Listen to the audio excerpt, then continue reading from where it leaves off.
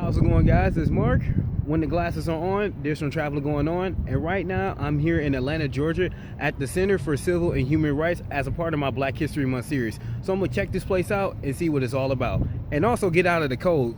Atlanta's supposed to be known as Hot Atlanta, but today is pretty cold out here. So I'm about to get in here and warm up.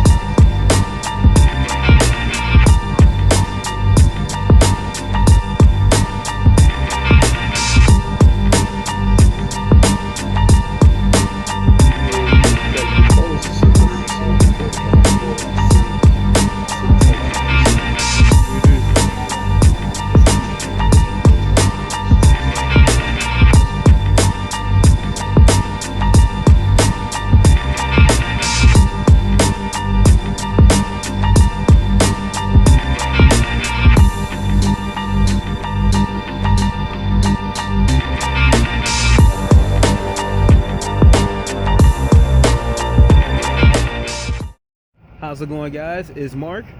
When the glasses are on, there's some traveling going on. And today I am here in Atlanta, Georgia at the Martin Luther King Jr. historical site as a part of my Black History Month series. So I'm going to check out the whole neighborhood and learn more about the life of Dr. Martin Luther King Jr.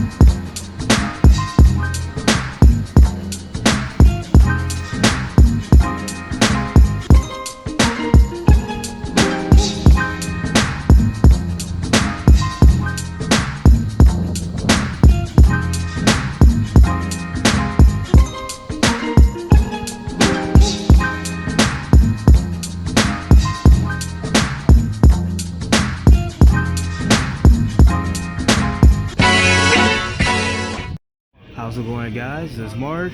Right now I'm here at Atlanta International Airport. I'm about to head back home to Columbus. Must say I had a great time at the Center of Civil and Human Rights as well as the MLK Historic Site.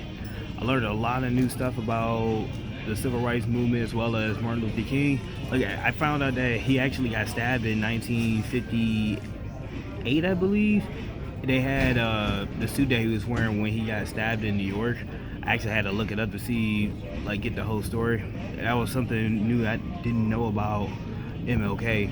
And also at the Center of Civil and Human Rights, they also had authentic documents from Martin Luther King's childhood as well as his college years and different letters from his one of his mentors, Benjamin Mays. So that was a pretty cool thing to see. The Civil and Human Rights Museum, that was a pretty cool place. I started off with the MLK documents, then I went up to the second floor and it showed the history of the Civil Rights Movement from like the 1950s all the way up to about I want to say 1968, right after MLK got assassinated.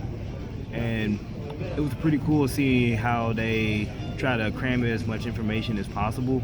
There was one part of the exhibit where you got to sit at the diner counter at the Woolworths from 1960, and you had to put on some headphones, and and it was like a simulation of what actually happened to the people that sat in during the diner centers back in the 60s. Like, you just hear people just yelling, cursing at you, doing a whole bunch of unimaginable things that would piss most of us off within like 2 or 3 seconds of that happening. So it was pretty interesting to experience that.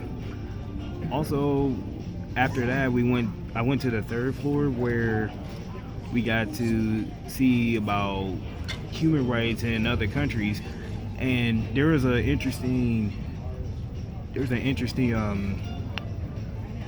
map that showed all of the countries that don't have civil liberties, don't have a right to voice their opinions or anything like that. And I know here in America we got issues, but at least I have the right to voice my opinion and voice my issues.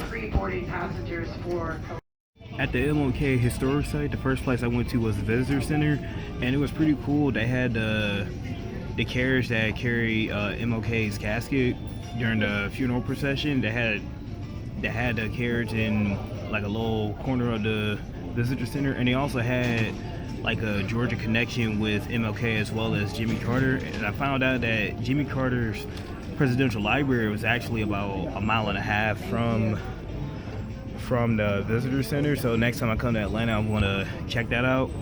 Then I went across the street to Ebenezer Baptist Church, and the Heritage Church is actually a pretty small place. But it was still pretty interesting to see where where MLK actually did his sermons on Sunday mornings.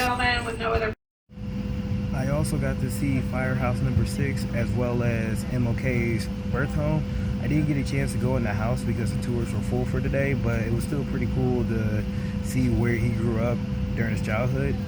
Well, until we meet again, Atlanta, make sure you follow me on Instagram and Twitter at Buckeye Muscle, as well as my YouTube channel, which is also Buckeye Muscle, and see me on my next adventure.